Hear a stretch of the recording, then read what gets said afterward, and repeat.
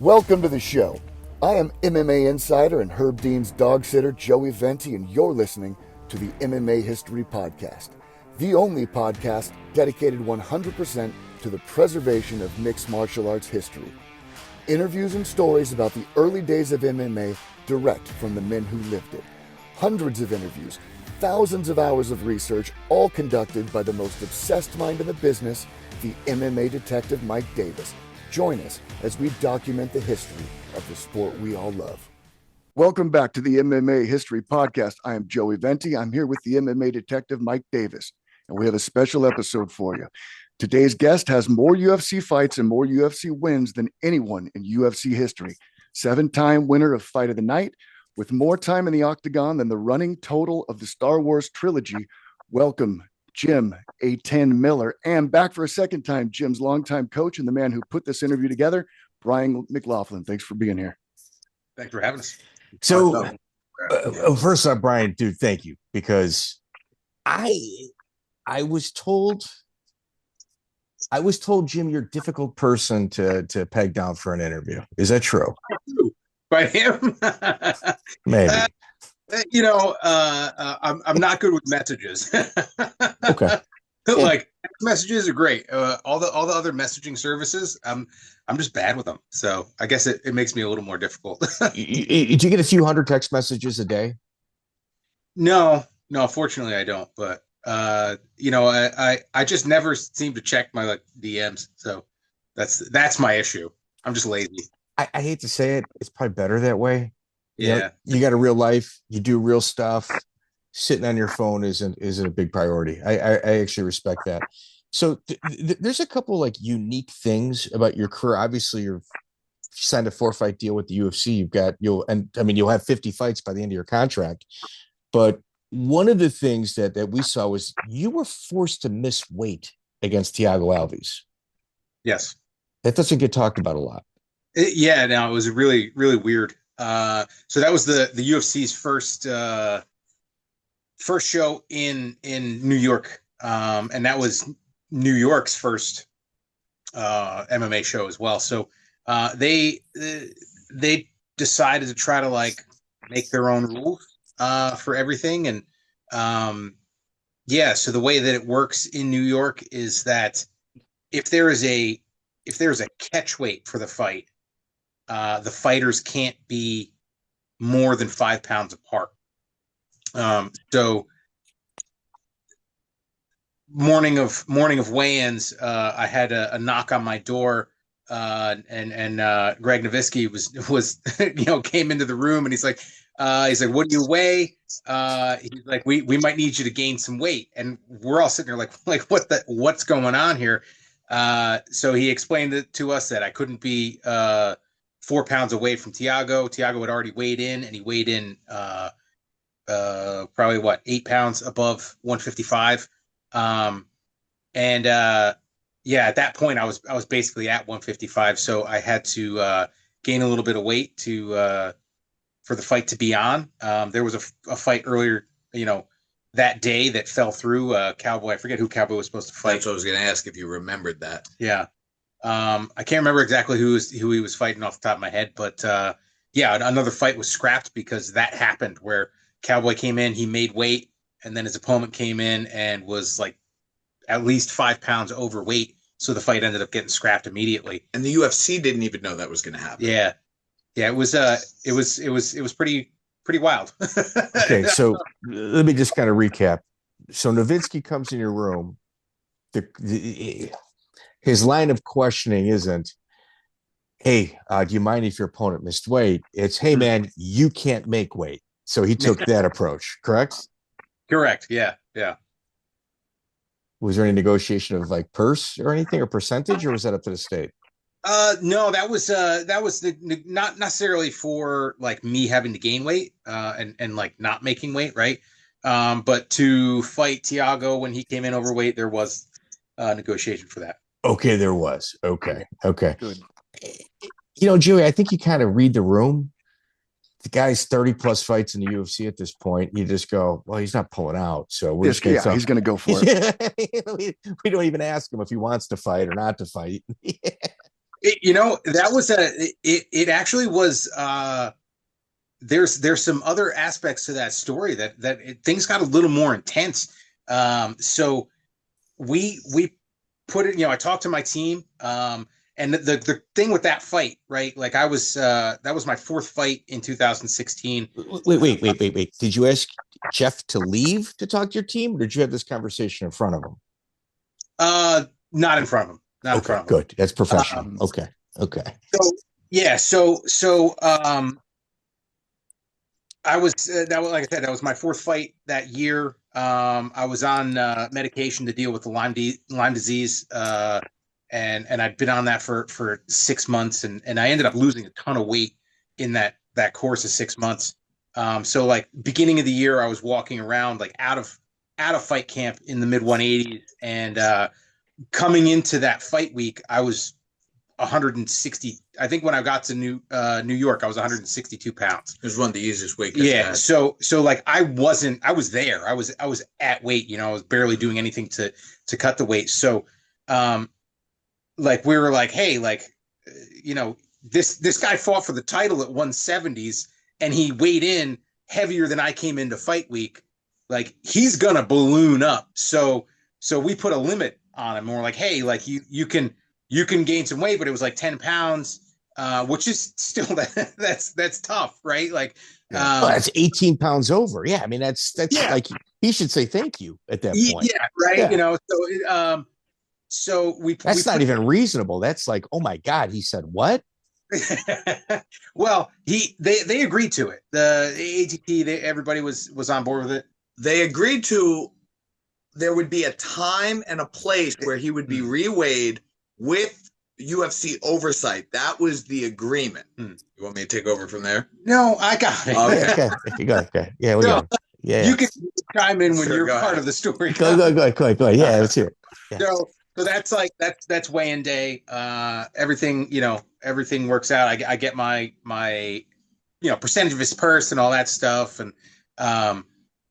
and then like fight day rolls around, and we're getting ready to go downstairs to get on the bus to head over, or the van to literally head across the street to the venue. And Brian comes in the door, and he's like, oh, he's like, the Thiago and his team were down there, and everybody was like cheering and stuff, and so we go downstairs, and typically, like when weigh-ins happen, right? When these types of things happen, there needs to be some third party like there to make sure that everything's above board. Yeah, kosher. Yeah. So it was literally what ended up happening is just one of the UFC blue shirts just had him step on the scale, and he weighed in and immediately started chugging some Gatorade and eating a sandwich like as we were on our way down in the elevator. So like we get down there, and it's like, oh yeah, he already made weight, and it's like, what do you mean he already made weight? Like you don't even have like a video of it, like let alone my coach walked right by like while they were down there. You could have pulled him into the room, and I would have been fine with that. But there was nothing.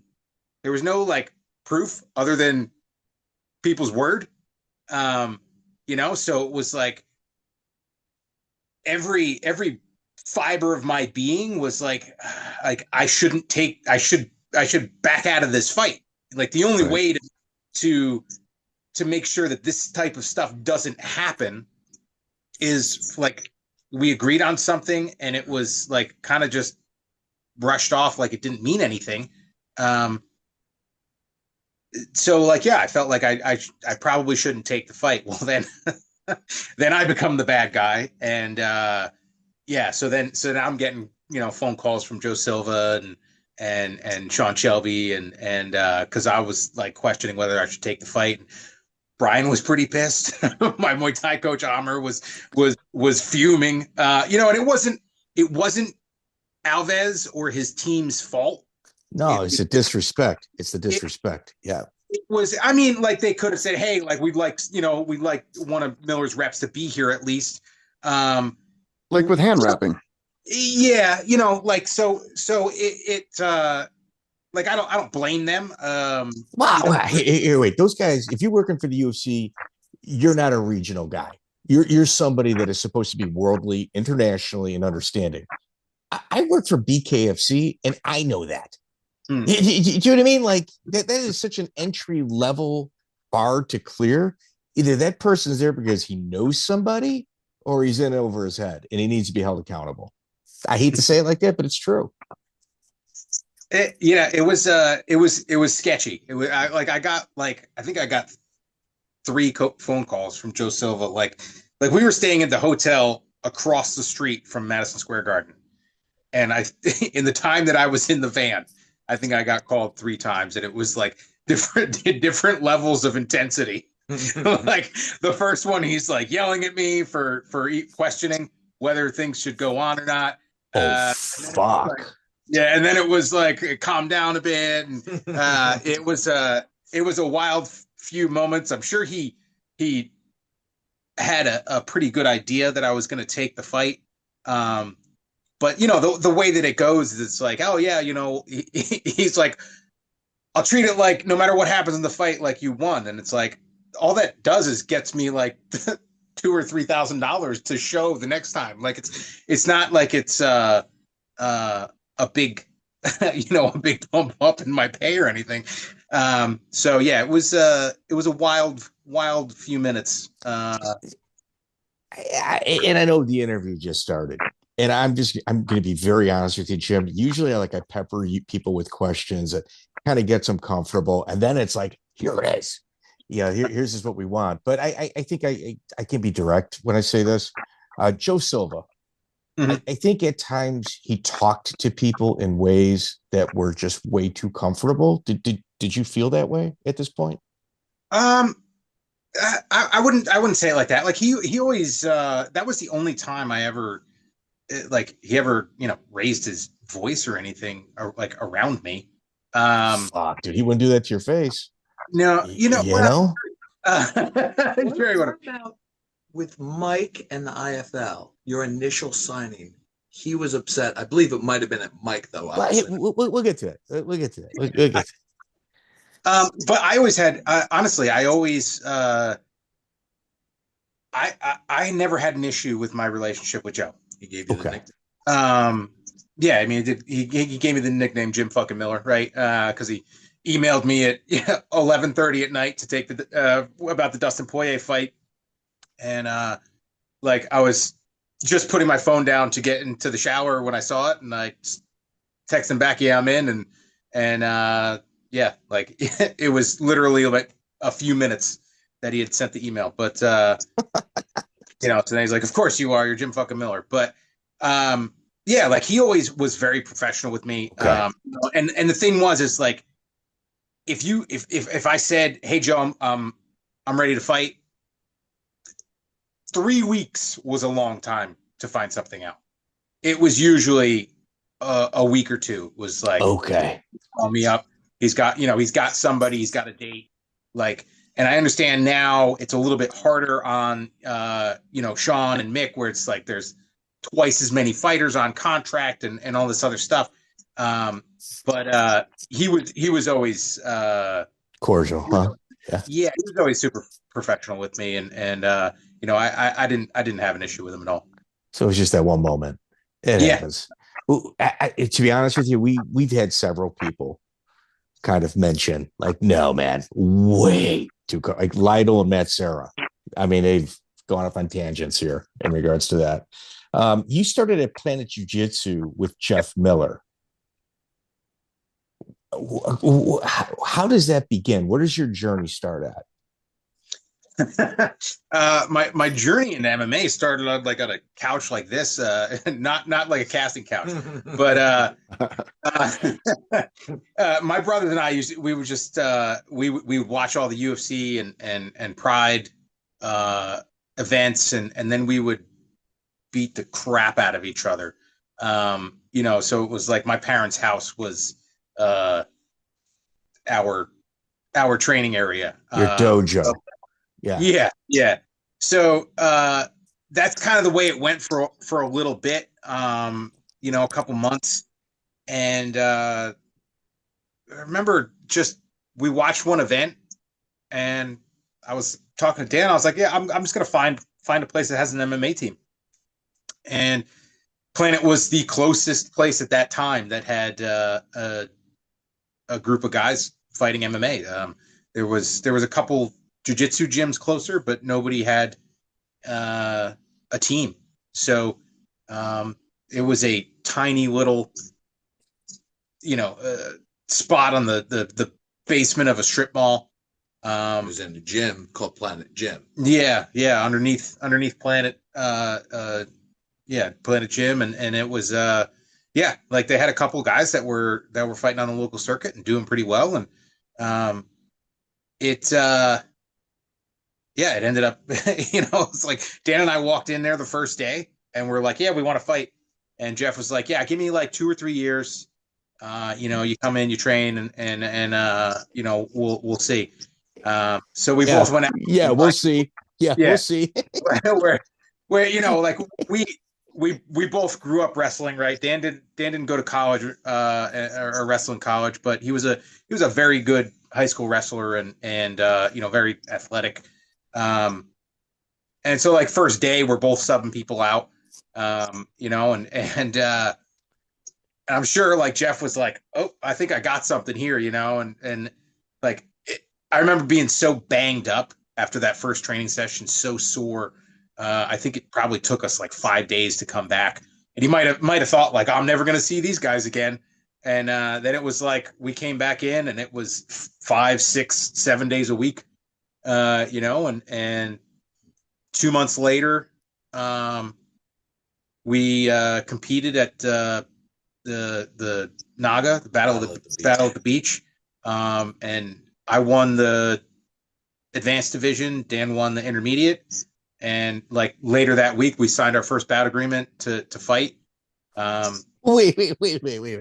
You're 2 weeks.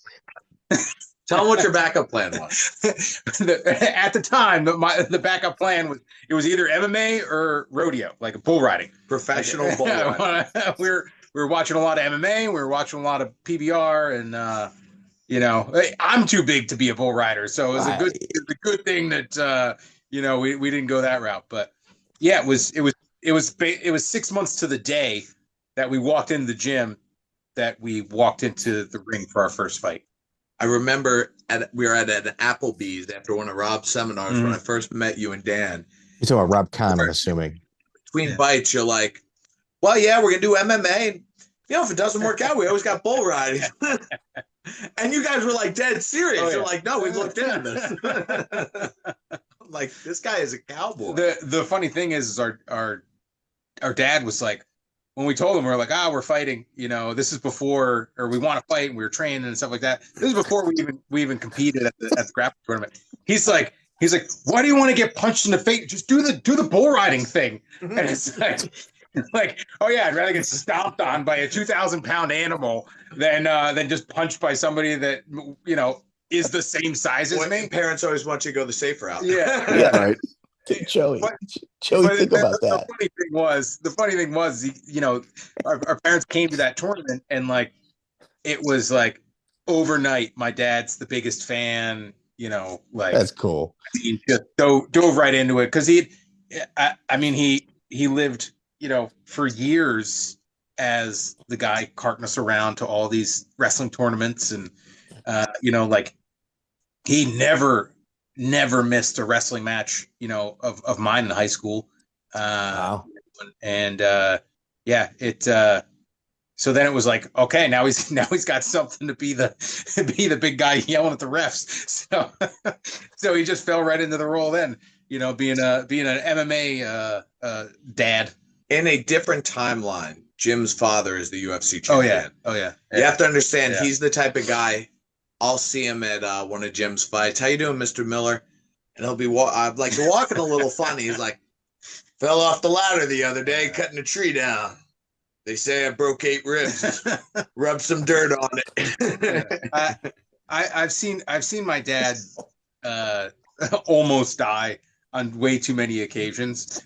and I've seen him take hits to the head that would honestly like kill the guys that you think have the best chin, right? Like I've seen him get hit with things, not by people, but like with things, with a machine, right? A rough terrain forklift hit him in the head, and he just like walks it off. And he's a cartoon character, and that's really like, it's hard to explain to people like who he is and what he's capable of and what I've seen him do.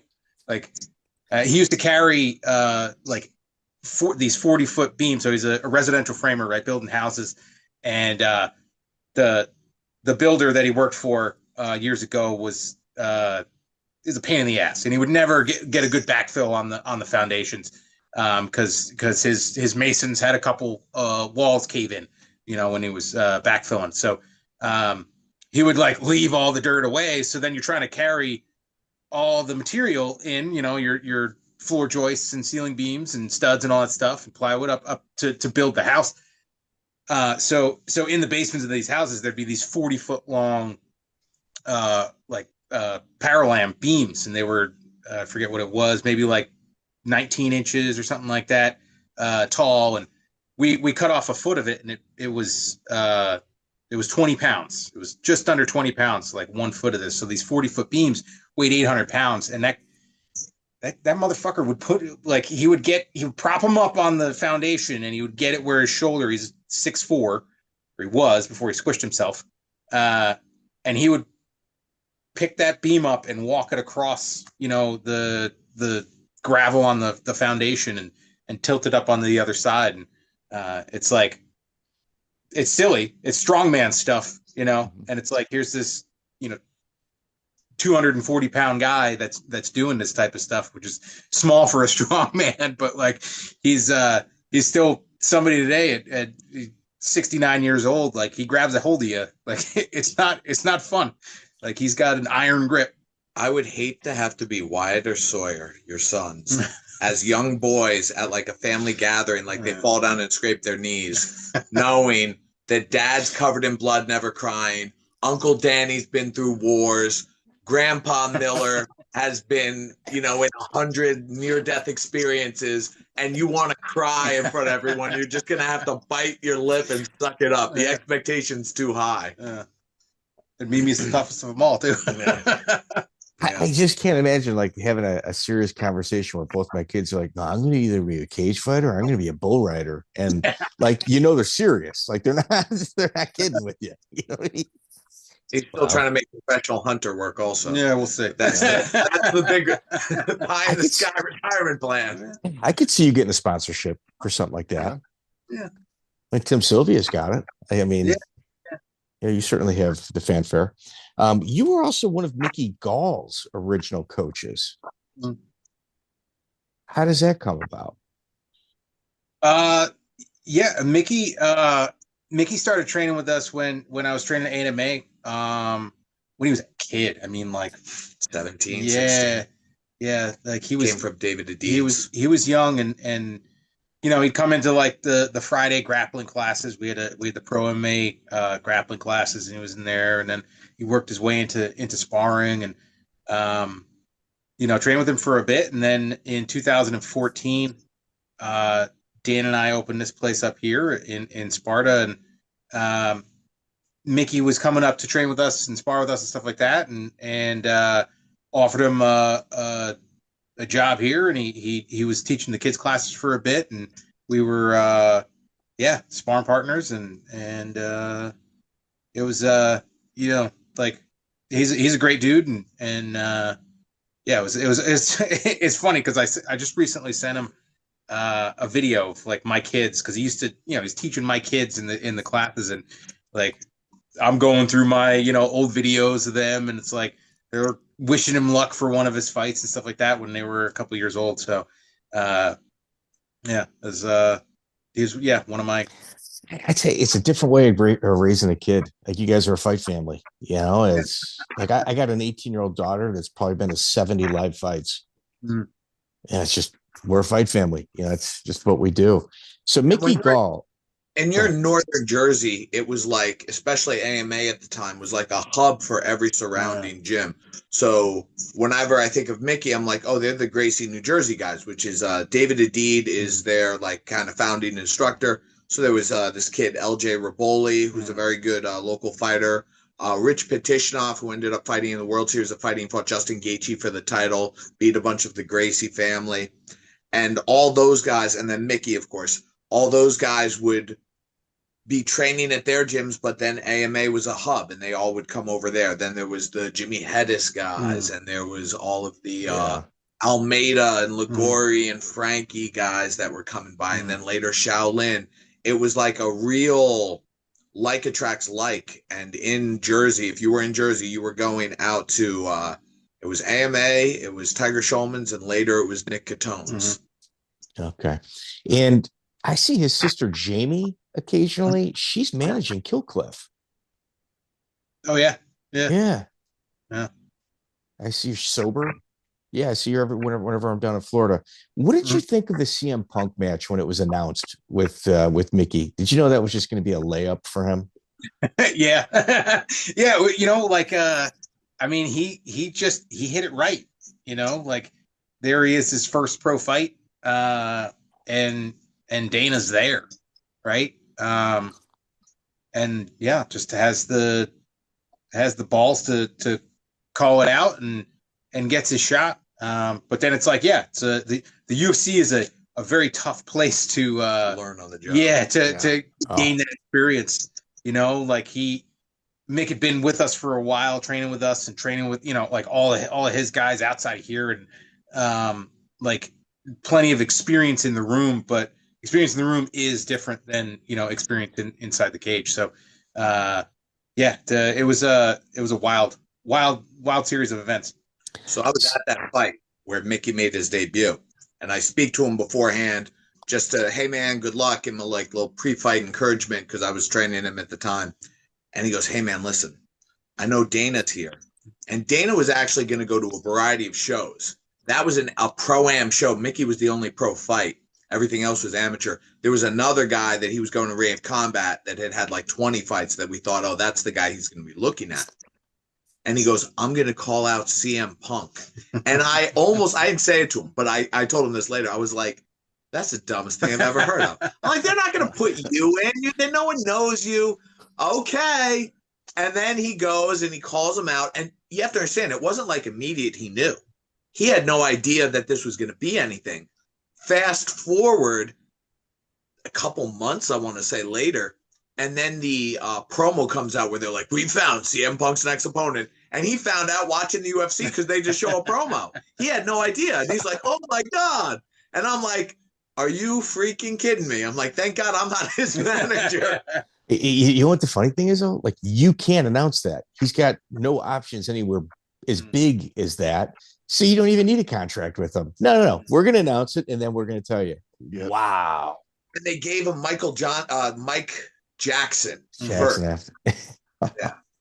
So CM Punk. So I'm a Chicago guy, and CM Punk was working out over at Duke Rufus's, and I mean, I'm from Chicago. It's an hour and a half from here, so I've got a lot of contacts up there, and they were saying, man, CM Punk is coming once a day. He's not even doing 2 a days. He's living here to come to 1 session a day, and he's fragile.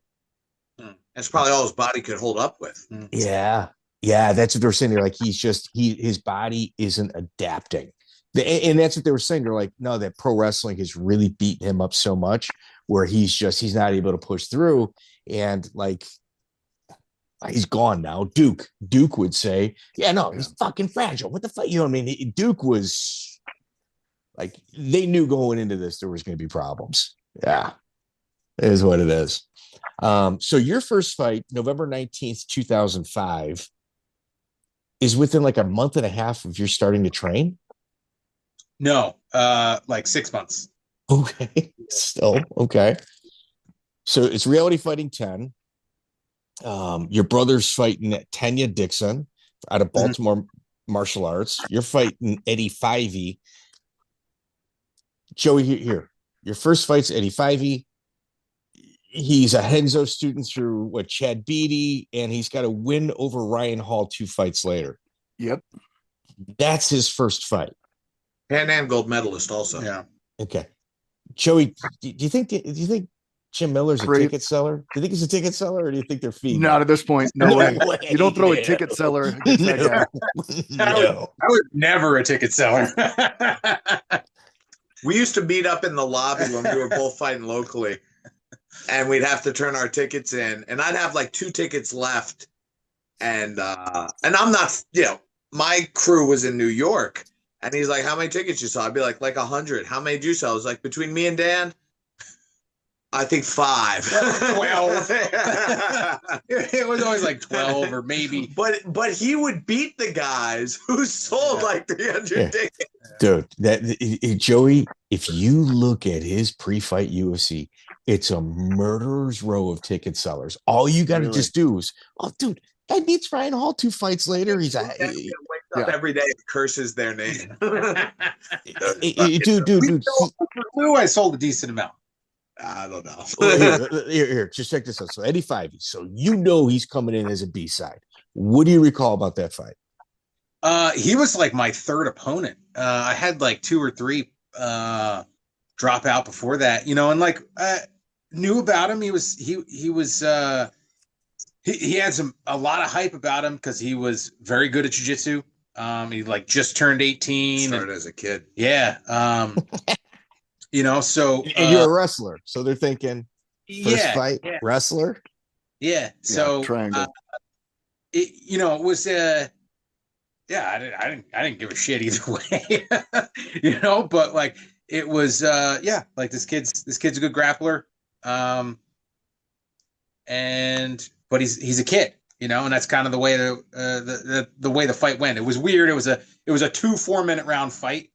And I just remember for that night, it was like I had barely gotten any sleep leading up to the fight. I was so nervous. I'm like, why am I doing this? Like, this is ridiculous. And then Dan was like the second fight of the night, and I'm warming up with him, go out with him, corner him, and he wins by triangle in like 2.5 minutes. And I remember like coming to the back and like I catch myself skipping. And I was like, son of a bitch, like man it up a little bit, Jim, and like go back in there. And now I'm all just pumped up. I'm like, hey, he did this. He went out, he subbed him out. Like I can do this. So finished my warm up and went out there and beat him up for 8 minutes and got my hand raised. So it's a pro fight. You've got 0 amateur career. 0 amateur career. Back then in Jersey, it was amateur didn't exist. Yeah, there was no amateur in New Jersey. It was like hey, you could fight pro. You're gonna have to pay for medicals, do all this shit, or you can fight the New York Underground where there's like headbutts and biting and that type of nonsense. So I was like, I want to do this professionally, so let's go pro. Joey, we talk about journeyman fighters. This is one of those boxes you got to check. No amateur career. And you know what? As far as I'm concerned, your first jiu-jitsu tournament, you pretty much learned off of VHS tapes. That's another box you got to check. You got to check that box. Okay. So you beat Eddie Fyvie. You win by decision. It's in November 19th. If February 11th, you're at the very next event. Your brother's fighting Jay Coleman from Team Oliveira. And you've got Kevin Roddy, who's a future Bellator vet and out of Pellegrino MMA. Mm-hmm. Also a big ticket seller. Yep. Yeah. You're the B-side. You're the B-side again. Yeah. We actually sold a decent amount of tickets between Dan and I think we sold almost 90 tickets for that fight. Because like everybody around town heard that we were fighting, and we're up in like northwestern New Jersey, so it's kind of a haul down to Atlantic City. So yeah, we sold all these tickets. Everybody came down, spent way too much money, and then they never wanted to come down to a fight again because they got into too much debt. So that was a fun night too. Again, Kevin was I think that was his second fight or something like that, or maybe he had 2 fights when he fought. And I remember seeing him at the grappling tournaments and stuff. That was one of those like I barely got to wrap my hands that night because I think it was second fight of the night, and like we got there and then we had to do the rules meeting and all this stuff. And we're looking for commission to sit and watch, and nobody was there, so it was literally just like throwing gauze around my hands and like slapping some tape on it real quick. Like I think I pummeled for like 30 seconds and then walked into the ring for the fight. And then both Miller brothers win in a minute and a half. So after that long drive to Atlantic City, I maybe that was anticlimactic. You should have taken your time. Yeah, well, you know, that's never the game. No, of course. Kevin Roddy was getting a lot of hype because he was like Kurt Pellegrino's protege. Yes. He was brought up to be the next guy. And actually, outside of his fight with Jim, he did very, very well, winning a lot. And then Jay Coleman had just upset Leo Dalla, who is who Lloyd Irving got his black belt from. Jay Coleman was brought in to do the JOB in sport fighting against Leo Dalla, and he upset him. He beat the crap out of him. A lot of people were very upset about that. So then they thought Jay Coleman he was supposed to be the world beater. Then Danny tagged him, and then it was, you know, once again, these guys were stealing the show when they were brought in to lose. And then Kevin Roddy, what's your favorite Kevin Roddy story? I got two. I know there's one. I can't think of it off the top of my head right now. Okay. When I think of Kevin Roddy, I think of Tim Troxel, and I think of I think of the photos. Kevin Roddy fought one of our other teammates, this guy, Tim Troxel, of Battlecade Extreme. Great fight. I think it might have even been for a title. Kevin had gone on a run. Troxel had gone on a run. And there is a photo where it almost looks like it should be on a Grinder app. Where Kevin was very flexible and a very good guard. He's going for a triangle from like north south, and Troxel just drives his head right into Roddy's crotch. And we had that picture blown up. Well, they put it. They like. It was on the cover of Full Contact. Yeah, Fighter. It was in Full Contact Fighter. It's like you couldn't pick a better photo. And everyone associated that with Roddy, Troxel. They couldn't escape it. But my favorite Kevin Roddy story is when he was coming out to a fight and he hid in the crowd. And his entrance music was the Price is Right theme. He had K-Rod, he had a little name tag, and he jumped out, high-fived his friends like he just got selected and ran out. So he was always a character. That's excellent. I mean, here, if I'm from your area, I'm not driving to Atlantic City. I'll watch you fight on your front lawn because you know it's a cheaper ticket and it's going to happen. It's like, I'll see him on the front lawn. All right, so you got Kevin Roddy, April. So you're kind of grinding these things out. You're at Reality Fighting 12, April 29th, and your brother, Mike Masenzio from Bomb Squad is who your brother had, and he lost that night, and he fought prior to you. Mm-hmm. Does that mess your head up? Not really. You know, I'm told that I'm good at compartmentalizing. Okay. I don't do it. It does it by itself. You know, like, believe it or not, when I get into a fight, I'm just worried about what the guy standing in front of me. But yeah, you know, like that was a tough fight for Dan. Definitely a winnable fight. But like stylistically a tough matchup and you know, yeah, I went on to have a steamrolled another guy that night. I mean, just a little side note, Mike Masenzio he's the guy that was rumored to drop John Jones in practice, correct? I think so, yeah. Like that's he became an occasional training partner of ours later. Yeah, that was the rumor. I'm just remembering it now. So he fought a Bomb Squad. You got a little revenge because you faced the owner of Bomb Squad. Yeah. Jim and I both did cage grappling for Ed Sue. Mm-hmm. It was like some local show, and we were like the intermission. But this is when I knew Jim. I wasn't at AMA yet, but we were occasional training partners. Was that still Planet Days? Yeah. So that was still the Planet Days. But later, we're doing this grappling tournament. Jim, or not even tournament, super fights.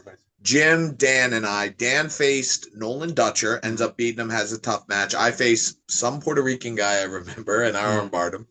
And then Jim faces Ryan Ciotoli, founder of Bomb Squad, original trainer of John Jones and Aljamain Sterling. Now, Jim goes out there 10-finger guillotine, I believe. Yeah.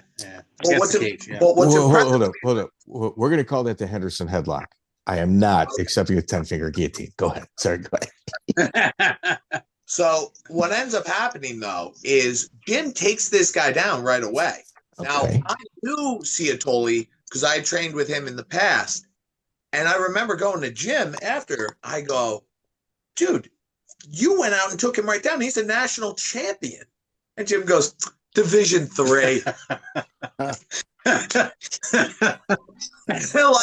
that was when I realized, like, Jim is so, he's not distracted by accolades. I was like, this guy's just unimpressed with everybody. I walked onto a Division 1 program. I know, but so now whenever someone says Division 3 in my head, I hear Jim Miller go, Division 3, national champion. Oh, yeah.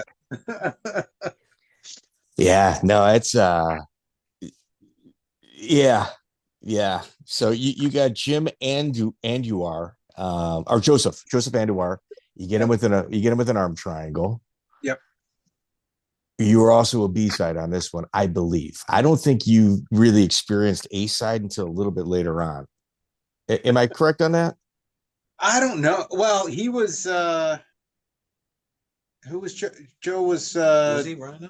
He was Rhino. Yeah. So the Team Rhino hated you. Team Rhino they were always A side. They had the deepest team probably in the country. Like in terms of like overall numbers of fighters, even like the mega gyms, they had like tiers of fighters. Like Team Rhino was monstrous. You took out half of them. Yeah. You and Dan fought Jose Rodriguez later. Did I tell you what Lecchio said when I went to train at Rhino? No, I know. He goes, Jim Miller, the luckiest fighter in MMA? And I'm like, what do you mean? He goes, he's losing every fight. He just gets lucky. They were so salty about Jim. I was like, I don't know, man. He's pretty good. He's like, no, he's just lucky. Wow. That now, I think. So Reality Fighting 13 it's a title fight. There's a couple strange things that happen on this card. It appears to be like a 4-man tournament, with Frankie Edgar on the card, who it's this like, Frankie Edgar is fighting Davidas, Terra Vicious, but it's his first time coming to the promotion. Promotions are real territorial about, they try to keep their ticket sellers and fighters, and Frankie Edgar coming over almost appears as if it's coming for the winner of the main event, which is you and Muhsin Corbbrey, who Muhsin Corbbrey's legit. Mm-hmm. Well, I think they were main event. I had fought for 3 a title times. fight. Theirs was a title fight. Yeah, yours was a title fight. 145. So they were lightweight. You were featherweight. So that's the only time I fought at 45 my whole career. I was like, 3-0 in the promotion. Wanted the title shot, and they ended up giving it to Frankie. So I was like, well, who's at 45s? I think it was Mike Easton. Was at 45s. I was like, I'll fight him. Okay. Yeah.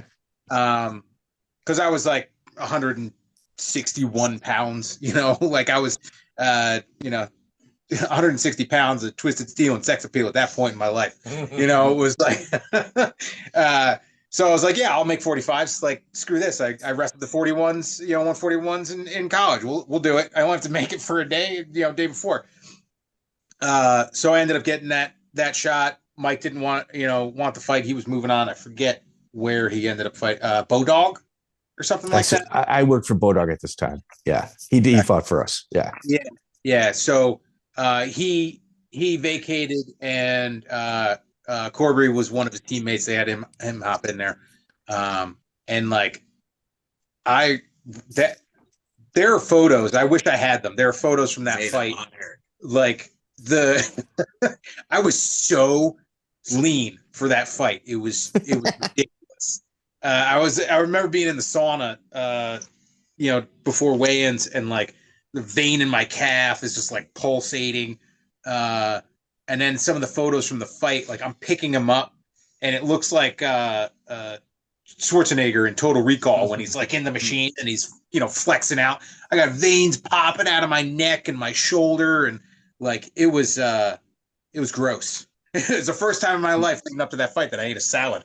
And Florian thought you should stay at 45. Yeah.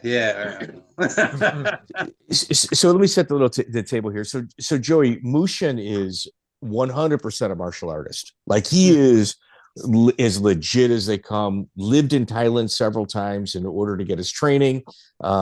He claims to have a knockout victory over, was it Diego Brandao? I couldn't find anything online. I couldn't find any videos, but I found like an old interview of his where he says, "Man, I knocked out Diego Brandao." Huh. He is a legit hard fight at this time. Yeah, I had Division 3.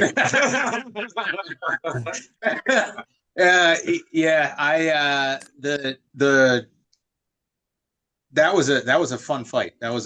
I performed really well that night. I just went out, gas pedal down, and was all over him for however long it took, round and a half. I respect him. He's also at a team Lloyd Irving as well, Lloyd Irving. And Johnathon Helwig fought Mike Constantino on the card, and I think you were in the corner. Yes. Yeah. So for Helwig. Yes. Yeah. Ultimate Warrior against his future coach. Best part of that fight is the walkout when Mike refuses to tell him. Why does he refuse the Vaseline? I don't remember. You don't remember? No. He said it'll clog my pores. Oh, Jesus. Nick Lembo. It's very on brand. Nick Lembo's favorite story. Yeah. So Helwig started training with us in the lead up for that fight.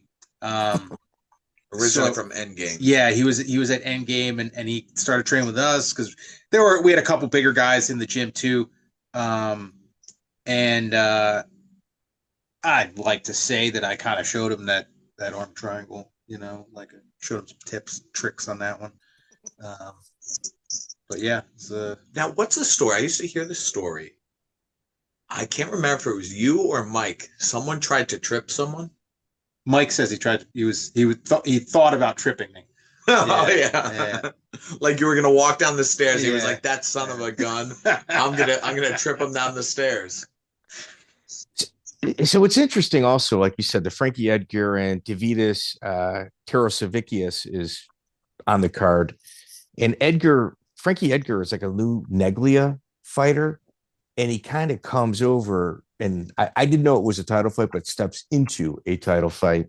Yep. And like you knew you two guys were going to fight. Yeah. Was there any bad blood or trash talking between the two of you? Me and Frankie? Yeah. Prior to this. No. Actually, Frankie and I were supposed to wrestle. We both wrestled at 141 in the EWL. That was 2002, 2003 season. He wrestled for Clarion. And they came to Virginia Tech, and we had a match the night before. I can't remember exactly who we wrestled. And I was not a 141 pounder. Like I was a 149 pounder, killing myself to make 41s. And it's the only time in my career that I've ever missed weight. I missed weight by like a quarter of a pound. So we had history. We were supposed to wrestle, and it ended up not happening. And then there was an opportunity for me to get that up, to get that match in at Eastern's But then I got a concussion in my first match and ended up getting taken out of the tournament. But like he was ranked in the top 25 in the nation at 141s that year, and went to nationals. And if I'd gotten that win, I could have been a walk-on freshman that made it to nationals, which would have been a feather in my cap. But no, like we did.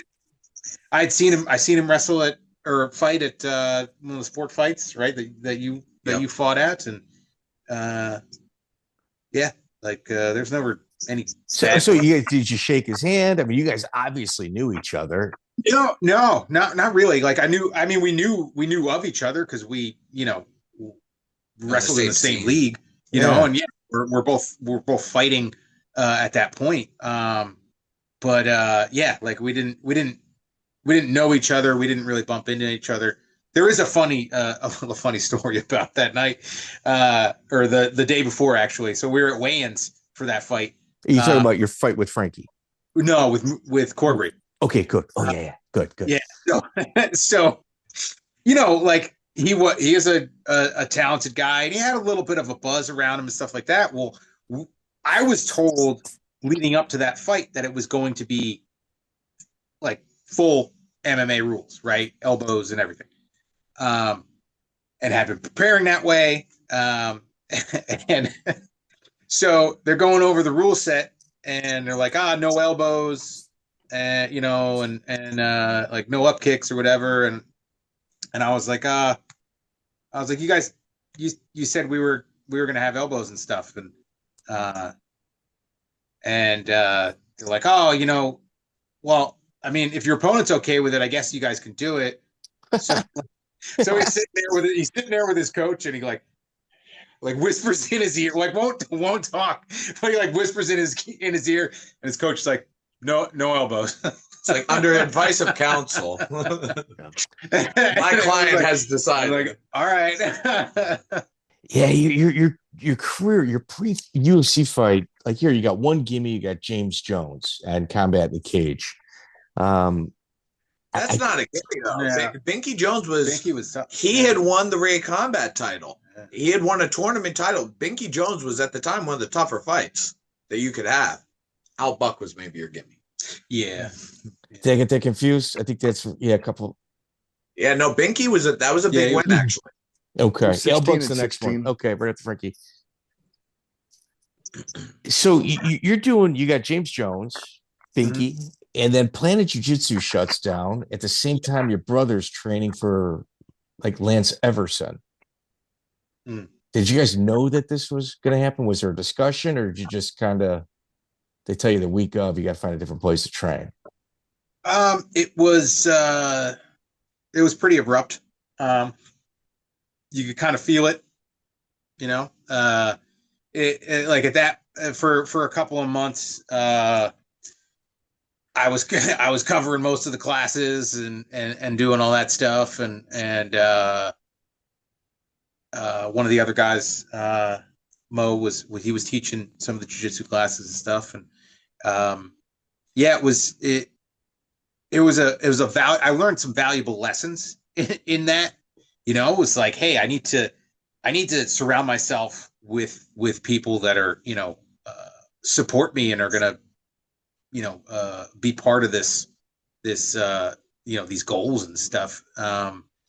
Because like my training camp for that fight was like, I got to spar with my brother once. He had a broken rib, and of course, like 2-3 rounds in, what do? I forget, and I punch him in the body. So then he was out. And then like jiu-jitsu wise, I had like Helwig. I barely even train with Helwig. I had Big Rich, so I had like a 310 pound purple belt. Oh, that Big Rich. I was thinking Antonino knew Big Rich. Yeah. I had a blue belt who was about my size. I had two like 17-year-old kids, and then two of my buddies who I just like to beat the shit out of. So it was like it was not a proper training camp. you know, and like we were just saying, like he had a stable of training partners with him. And so we say we're talking your next opponent, which is we're talking Frankie Edgar. Yeah. Yeah. And Frankie was fighting in those underground shows and the boxing rings and in New York. Like Frankie, he had a big buzz about him. I think it was just he really tied into the wrestling community and they really enjoyed him as an athlete and they just followed him. Yeah. Yeah. You know, and it was just like he was in an area where, you know, in training at a gym where there's just more, there were, you know, a denser population, right? And then you just had a denser population of fighters and yeah, he had more teammates and more support. And he had Ligori, he still has him. Yeah. Ligori was like the grizzled veteran in the area, and he took Frankie under his wing. Yeah. And I really think he almost put Frankie's career ahead of his own. Like he really, Chris Ligori is sometimes an unsung hero in the general Frankie Edgar story. Yeah. I think he is incredibly underappreciated, Ligori. And like his record is not very telling of like just how good he is. Ligori is an absolute original OG. Yeah. And absolutely like one of, if not the best training partners absolutely like I have ever had. Absolutely. Right? Like could mimic anyone, could do anything. Good everywhere. Yeah. Like literally it's like you could ask him anything. Hey, you've got to be a 285-pound southpaw, you know, that does this, and all of a sudden it's like that's him. like holy shit, you know. Yeah, like just always game to train, always game for more rounds, and yeah, to be Frankie and like have that guy is like you've always got him to call upon. Definitely, I think was they helped Frankie, you know, throughout his career. That's wild. So Frankie Edgar, you guys have obviously both commented on it. How would you describe that fight? That was it was a wild one. You know, like it was after the fact. I had people coming up to me for like 2 or 3 years being like, oh man, I was at the Frankie fight and it was, you know, that was amazing. And that was a fight too, where I sold maybe 12 tickets. Really? You know? Because, okay. So when I interviewed Frankie Edgar, he said you had a loud audience there. I think maybe I won him over like a Rocky. Yeah, it might have been just because we were in a brawl. You know, like my grandparents came to that fight. And like the crowds chanting, you know, fuck him up, Frankie, fuck him up. They used to yell that. That's so good. That's good. And it's like out of high school. It's out of high school. It's great. My 4'8" Sicilian grandmother's like, you stop it. That's my grandson. You know, like my mom's like, Mom, shut up. You know, yeah, it was,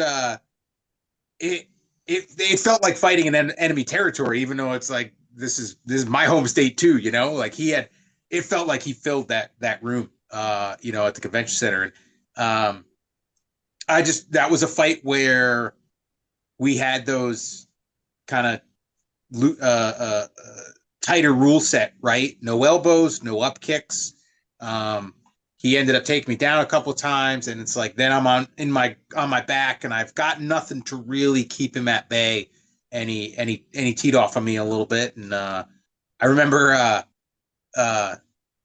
like coming out for the third round, and I was like, I got to do something, you know, and I just ripped a left high kick, and instead of like hitting him in the temple or the jaw, I hit him like right across the cheekbone, and the bottom part of my shin hit his ear and ripped open his solidified cauliflower ear and shot a chunk of it across the ring. And it was like one of the athletic commission workers like scooped it up thinking it was a tooth. They hermetically sealed it and put it at Team Rhino. Yeah. With the marking Edgar's ear. Yeah. And it was on display if you walked into Team Rhino. Yeah. That was a New Jersey legend. Yeah. It was a wild fight, you know, like, I knocked him down. I can't remember what round maybe it was the second. I ended up knocked him down. We just went back and forth for. Okay, before the fight, you guys, we've established you guys obviously knew each other. Mhm. Any conversation between you guys prior? No, just shake hands at weigh-ins, or is it he weighs in, you weigh in, you face off, and you leave? We never even did like stare down, so it was like I don't even know if I ever bumped into him. What I always wanted to know was what was the conversation like later when he trained with us? Prior to him coming in, was there a conversation with Mike about it? No. Or did you just walk in one day and be like, there he is? No, because I started training with him up at Rooney's. Okay. Yeah. So like we shared like a lot, right? Like we almost wrestled, and then we were fighting at the same time. It was both of our sixth fight, right? Like we were right there, and you kind of knew, like, hey, wait, Joey, this guy fights Frankie Edgar in his sixth fight. Well, Frankie Edgar fought Jim Miller in his sixth fight. Yeah, that's pretty even. Got a piece of the ear kicked off in Jersey. You didn't get any gimmies in the Jersey scene. You still don't. If you look at some of these guys that come up, Chris White. Look at his record. There's nobody. Chris White was a Grand Combat like undercard fight. A lot of tough guys fought on the local scene early in their careers. Yeah, Lou Neglia had it dialed in, and he always kept his reputation. He did. There was one thing. All right, so when you fought in reality fighting, you fought Muhsin. Wait, Frankie Edgar. Okay, so when you fought Frankie Edgar in reality fighting, you obviously changed gyms after this, but it's also your last fight for that promotion. Yeah. And you've got your career pretty much was there. Was there a political thing? Was there politics, or was it just happenstance? No. I don't know if they honestly, I don't know if they ever did a card in New Jersey after that. I think so. They were doing the reality fighting fights down here in New Jersey, and then they had mass destruction up in Massachusetts. And I don't think they ever came back to Jersey after that. No, they did, because I cornered a few guys. What they ended up doing was they would have Battle at the Beach, which was always the big Naga. Yep. Battle at the Beach during the day, reality fighting at night. Remember Pantene? Okay. Yeah. He fought on that card. There was nothing, like, I don't think there was any bad blood, right? Like, I wish, the only thing is like, I've never gotten to see that fight. I've never gotten to watch it. I kept sitting somebody has to have a freaking DVD of somewhere. But like after that fight, I think it was 3 weeks later, the Ultimate Fighter season 5 tryouts. I got that. Wait. Before we get to that, I got that. So, Joey, this is where I struck out. I thought he got stiffed. I thought something happened. Usually, like when a fighter ends with a promotion, honestly, this is usually when I get somebody to break bad on a promoter, and then I clip it out. Like Brad Kohler, I usually tie it to his phone number. Of course. So when he's running for political office, it's one of the top Google searches. Yeah. Okay. So, all right. So you don't do that. So it's the last fight. So there's the tough 5 tryout right after this. So do you submit a tape? Do you just application? Do you get invited? It was open. Right? Yeah, it was open down in Hollywood, Florida. Okay. And Dan and I drove the 20 some odd hours down to Florida. Fuck. And so I could do the tryouts, and they do the grappling section, and see, Frankie's there and Brian's there, and I have a photo from the pads section where it's like you and me and Dan and Cole Miller, and there's a few other guys there, and I'm there. My whole eye is bloodshot red. You had double raccoon eyes, and Frankie's ear looked like it was going to fall off. You guys didn't talk to each other, but you'd exchange about every now and then. You'd exchange kind of I don't want to say dirty, but let's just say intense sideways glance and be like, I don't know about that. I know about that. Because I very quickly, like, I kind of knew Frankie and I knew you. I was like, all right, I'm just going to hang out with Jim. I got to make my choice. But yeah, it was, I remember, like, so I did the grappling thing and I kind of like, wait, hold up. You take a piece of his ear. Yeah. He gets his hand raised. Afterward, hugging, no pleasantries. You guys don't see each other and just go, hey man, hell of a fight at the tryout. Yeah, I think we did. Yeah, I can't remember off the top of my head if we did, but I'm sure we did. Like like Frankie and I, like, I don't know. Were you pissed after the Frankie fight? Did it make you angry? Did it make you train harder? Like, it's your first loss. Yeah, it made me find a team. It made me, find coaches and, like I knew the winner of that fight's going to the UFC. Like we knew that going in. It was pretty clear. His next fight's in the UFC.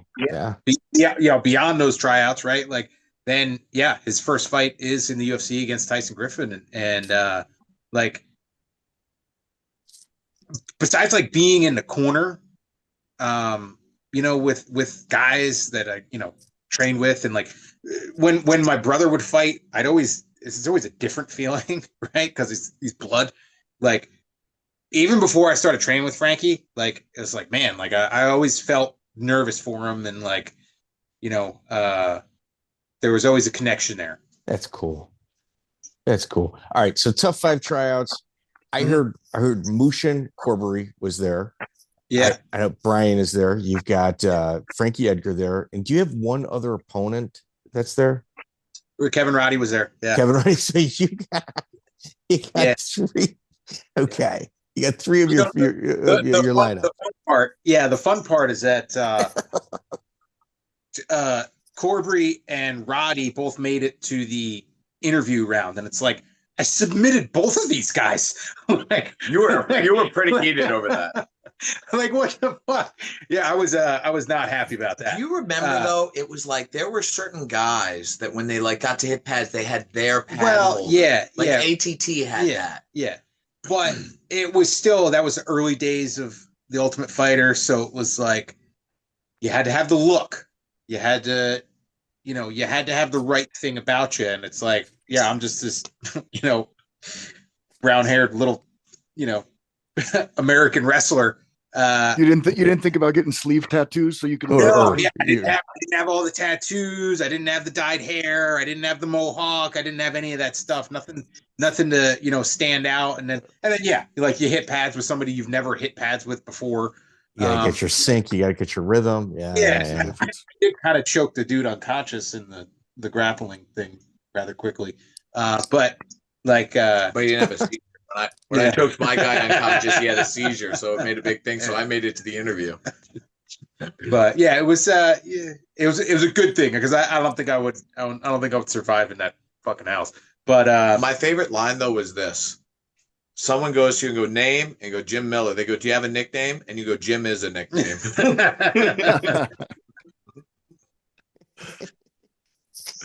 I think like thinking back on this, you just go, well, I'm battling alcohol right now. I'm probably going to get stupid drunk, make a complete asshole out of myself for 20 years. People are going to remember my name. Yeah. Like, oh, you're in. Yep. Okay. Speaking of nicknames, what is A10? Where'd that come from?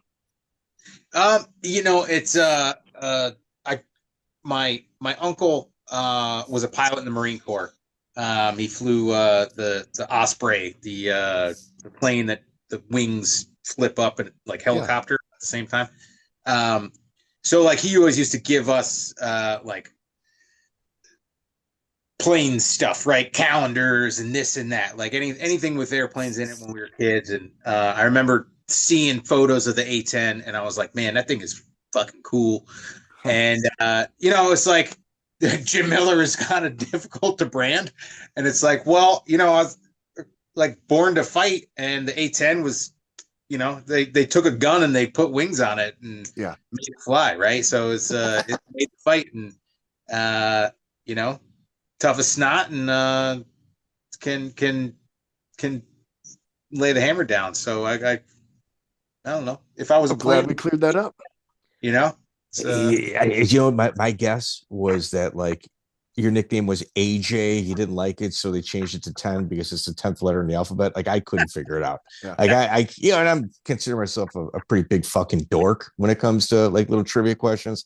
I had no clue. Yeah. So the tryout doesn't go well. Did they have any conversations with you, or was it? I think it's mostly studio and like TV people, so they wouldn't even know who you are anyway. Yeah. So I after the grappling section, I just went up to the table, and they did a quick little interview right there, and they're like, "Oh, what happened to your eye?" And I was like, "I do this thing called MMA. I don't know if you've ever heard of it. Kind of like human cockfighting." They didn't laugh. And that was about it, So it was it was a couple of days to go try out when didn't do anything, didn't put my foot in any doors or anything like that. So came back home and started a couple weeks later, started training at AMA with Mike Constantino. Okay. How was, obviously you went from your front lawn to a jiu-jitsu school, and now you're at AMA, which at this time is pretty established as a mixed martial art gym. Not at that time. It became really, you guys. Yeah. So when we went there, that was beginning of 2007. Mike was the only guy that had fought for AMA. Chris Volo was there a little bit. He had a couple fights. But like the biggest reason that we went there is that Jamie Cruz, a Henzo black belt, was teaching jiu-jitsu there, and it was actually like right down the road from where Planet was. So a little side note for everybody: Jamie Cruz was Charlie Brenneman's coach, and Dylan Donis, that was his coach as well at one point. Yep, in the beginning, yeah. In the beginning, okay. Go ahead. Yeah. So like we went there to, because Jeff would take classes with Jamie and then come and teach us stuff. So it was like, well, why, we had the middleman. So like, let's just go over there. And Tom Pateri was there as well, wasn't he? So Mike worked for Tom for a while. Okay. No, Tom Pateri the yeah. executive protection. I remember. So like the team kind of grew. It grew pretty quickly. I'd say probably 6 months or so, and then you started to get Camacho, more and more. Yeah. So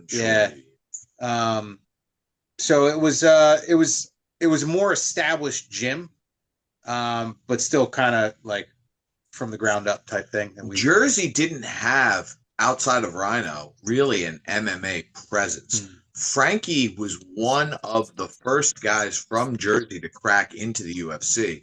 And it was like Jim, Dan, and Frankie, and then later Nick Catone, kind of gave hope to like every Jersey fighter, because they were the guys that started in the mailroom and made it to the corporate office, so to speak.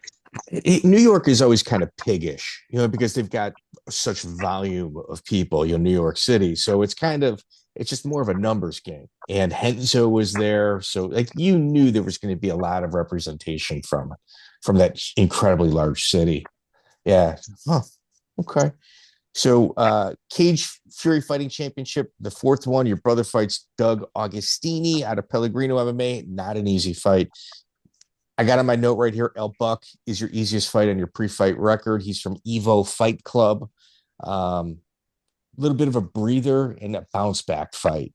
Something you kind of needed. Well, that's the most nervous that I've ever been. Because I'm like warming up for that fight, and it's like, he had the title. So that's why I was fighting him. you know, and I think he had a losing record at the time. He was like 6-7 or something like that. Don't do that. But Frankie had already fought in the UFC, and I'm like, I'm in the back, and I'm like I should be fighting in the UFC, and I'm fighting a guy with like, what the hell's going on here? Like, I cannot go out there and make this look hard. And so, yeah, it was, so I went out there and I made it look easy and you know, choked him out pretty quick. But, yeah, I've never had as bad at butterflies for any, you know, for anyone ever in 58 professional fights. That is the most nervous I've ever been warming up for a fight. Did you hear the recent story about Michael Jordan shooting a free throw? Yeah. Yeah. And it's like the first free throw. And he talked about how nervous he felt just for making this free throw, just because he's imagined, oh my God, this is so easy, but I'm expected to be so great. What if I mess it up? Yeah. Yeah. He's just in front of some kids, right? Yeah. So that was your Michael Jordan free throw moment. Yeah. Dallas Fight Club member Anthony Morrison is next, June 23rd. Goes by cheesesteak. Oh my God, Joey, this dude went 0-2 in a WEC. Mike Brown and Chad Mendez were his draws. Ooh, brave manager. Yeah. Is there nothing worse than a brave manager? Really? We need managers like that. Yeah. Yes, you do. Yes, you do. So that's another really good fight. Anthony Morrison. Tough as shit. Yeah. Yeah, tough dude. That fight, like, so I think at that point, I don't know if I'd ever really trained in the city at Henzo's at that point. But Henzo was there for somebody, and he just like hops in the corner, and like usually, like, Brian and I have known each other for 20 years. And like, he's not in my head when I'm fighting. Henzo was in my head. Henzo, like, we had like never really met, and he's just yelling everything that my brain is thinking. And it was like, and he's got a very distinct voice. And it's like, what was he saying, my friend, in between any of these shows? Yeah, yeah. You know, the only things they ever called me were apparently bad words in Portuguese. So I've gotten in trouble for repeating them in front of kids. But yeah, like it was a wild experience to like just be really hearing someone that I've never met yelling the things so why does he jump in your corner? What's that? Why did he? Yeah. Just knew you were from because Jamie was there. Was AMA an Henzo affiliate? No, they weren't. They were never an affiliate, but because Jamie never wanted to do that. But yeah, maybe that's what he was trying to go for. Maybe get an affiliate out of it or whatnot. But even Dallas Fight Club, super legit, Jim. After that, your brother signs with the IFL. Joey, if you thought Thigo Alves' weight miss was bad, Nuri Shakir is his next opponent, October 20, 2007, Battle Kid Extreme. Want to take us through that one? Yeah, that was a fun one because weigh-ins were at a strip club. Good sign. That's a good sign. Yeah. High-end organization. That's good. So, you know, a lot of these fights, right? A lot of these fights were on pretty abbreviated notice, right? I think Binky Jones was on like a week. Yeah, like I was young. I was young, and you know, like you'd pop out of these fights, and I'd be right back in the gym. Like literally, like you fight on Saturday, and you're back in the gym on Monday. And it's like, well, if I'm here training, it looks the same whether I've got an opponent or not. So we might as well, if somebody comes up and there's an opportunity, we might as well fight. So yeah, the Nuri Shakir fight was just like that. I was training.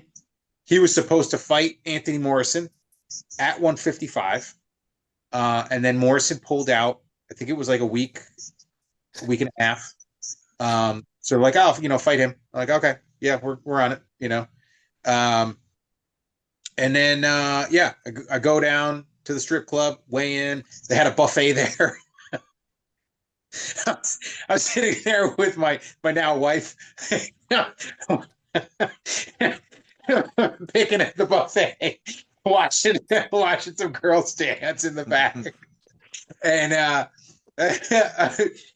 Nick Lumbo comes, coming out, walks out, and he's like, Nuri missed weight. And I was like, oh, okay. By how much? 13 fucking pounds. And it's like, what? Oh, God. What? Yeah. So, did he stop here before he got into the scale? The buffet? The buffet? I don't know. So what I think happened is all his fights prior to that were at 170s. Yeah, he's always fought 170. And dude, Nuri Shakir hits like a Mack truck. Tough dude. Really tough. Yeah. Yeah. It's fun to watch. Fun to watch. One dimensional, but fun to watch. Saw him fight quite a few times, through the years. And I think what ended up happening is maybe there was just some miscommunication as what weight the fight was at, right? Because I know he was supposed to fight Anthony at 155, and maybe he thought this was at 70 because he weighed in 168 pounds, and it's just like, all right, well, screw it, I'm here, I'm weighed in, I'm eating ziti at a strip club, we might as well fight. So. Was that the $100 a pound one or no? My kid made this rule. No, I don't know. Okay. I don't know. Yeah. So I ended up taking the fight, and it almost bit me in the ass because I ended up being a little bit emotional, right? Like I was a little pissed. So like I go out to the fight, and I was trying to force it, and I'm like, mad at him for being way bigger than me. so and he's a tall guy too. He's a tall guy. Yeah. And good knees right from the clinch. Good striker. He caught me the liver at one moment. Yeah, because he's so long, it's like everything hurts if he connects. Like if he connects, it's gonna hurt. I mean, is there a tell on his punches? Yeah, there is. But I guarantee that shit hurts, and his knees too. It's just pointy and long. Yeah, and it took my brother. I go to the corner between the second and third, and he like grabs me by the face, and he's like, "Snap the fuck out of it!" And he like smacked me, and that's all it took. And then I went out in the third, and forget how I initiated the takedown. I tried to take him down. He stumbled, and I like leapt to his back, wrapped him up, and got the submission. You know what the worst part of that was? That I didn't get paid more money? No, the worst part of that was right before that, I was supposed to fight in Ring of Combat, and my opponent missed by 8 pounds. And I was like, this is ridiculous. This is so unprofessional. No, I'm not going to take that fight. Who would take a fight if someone missed by 8 pounds? Who would take that fight? And then you come in there and like, hold my beer. 15, 16, 50 pounds. I was like, oh, Jim made me look like such a pansy. That son of a gun. It almost didn't work out that well for me. So, but aren't you undefeated then in welterweight fights? Yeah, we have Cowboy, we have Nuri, we have Alves. Is there another time that you had to fight someone that was above 55? What's his face? The one, the first COVID fight. Roosevelt? Yeah, it was. You won that also. 65, like that. You're undefeated at welterweight. Maybe undefeated welterweight. He has whispered about going up to. And I still don't know if he's trolling me or if he's been serious. But he'll come up and he'll be like, Brian, 185. Listen, there's a reason for that. There's a reason for it. No, I'm not going to say he can't do it. It was 100%. It was 100% 185 because it was. I used to walk around a bit bigger. I had a bit more muscle on me. That first 6 months leading up to that Alves fight, right? I lost like 15 pounds of muscle mass because I was on doxycycline and training every day, and I just couldn't keep up with how much I was, going to the bathroom. When you said it, I wasn't sure if you were saying it to be serious or just to saying it to be serious to piss Danny off. Because every time you would say that, Dan would get like irrational angry. He'd be like, Yeah. stop it, Jim. You're not going to fight at 185. No, You're not going to fight Yoel Romero. I could never. So if I hit 184, and like I never got above 190. Championship weight, 184. Yeah. Championship weight, yeah. Yeah. So if I was walking at 184 or up, then I became thick Jim, right? And like I could feel a difference in my center of gravity against the wall, in the clinch, power wise. The speed was still there. I was still faster than any 85 pounder. Faster than you look. Yeah. Like the conditioning was still there, but I Faster had than who? Wait, Brian, who'd you say faster than who? That's a joke that I always have Okay. with Jim, where I don't know. He how says it I came up. look slow. But yeah, you don't look. Because I was comparing him to there was a flyweight we used to train with, and I was like, he's fast, but he looks fast. You're fast, but you're faster than you look. And he would always, what the hell does that mean? Yeah. So it's Okay. I say, hey, careful, guys. He's Yeah. faster than he looks. Yeah. So, But yeah, I used to like at 184 and up, I could I'd still have the conditioning, I still had the speed, but I'd have extra power and extra like that low center of gravity in clinch and stuff like that. Just felt stronger. With Charlie, with Dan, with all the guys that were bigger than me that I always trained with, there was a significant difference in how I grappled in those situations. did you feel better? Yeah, I felt great. And it's like, yeah, like at that age, like still in my 20s and shit. Like I still had an 8-pack and stuff. Like it was just it was just like legs and ass, right? And it would never carry through to a fight at 55. And I don't think it would carry through to a fight at 170 either. I don't know if I would be it like I'd have to just cut the weight and not like diet at all to get to 70s, which I could do, but I don't know if it would work. And the thing is like Dan and I trained together, every day for a decade or whatever, right?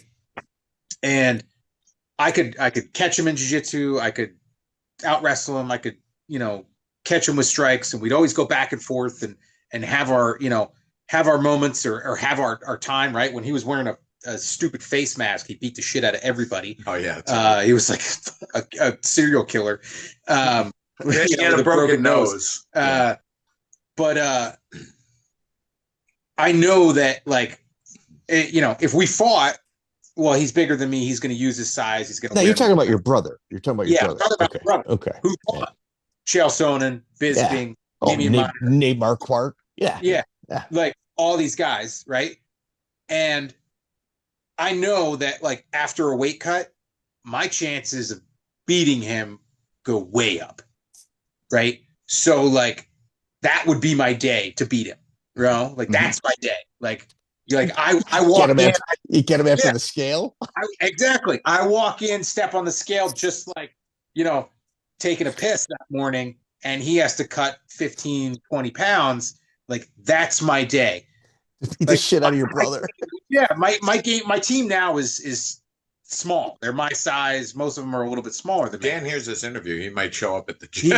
He might. But like back then, I used to, for a while there, we had like me at lightweight, and there were a couple guys that were a little bit less, but there was a lot of guys that were bigger than me, right? And it's like I never turned down those training sessions and train with them all the time, and like my game was always to be the smaller guy and to fight the big guy, right? So like I would have had to fight that certain way.